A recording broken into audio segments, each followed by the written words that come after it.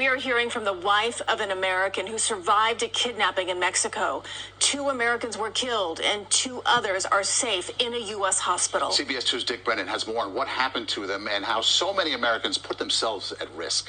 Well, Maurice and Christine, authorities suspect that the 4 were fired upon by members of a drug cartel and then taken in a case of mistaken identity. They believe when the cartel realized they had snatched American tourists, they dropped the 2 surviving victims off at a medical facility.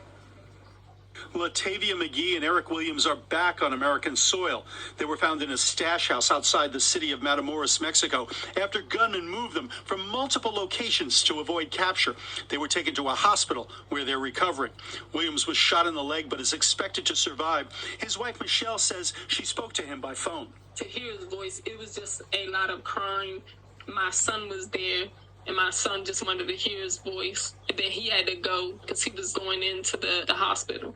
The group had left South Carolina last week for the more than 1,300-mile trip to Mexico. McGee, Williams, along with friends Shahid Woodard and Zindell Brown, traveled to Matamoros so McGee could have cosmetic surgery. But they apparently got caught up in a shootout between rival drug gangs. Here you see McGee being forced into the back of a pickup truck. Woodard and Brown were killed.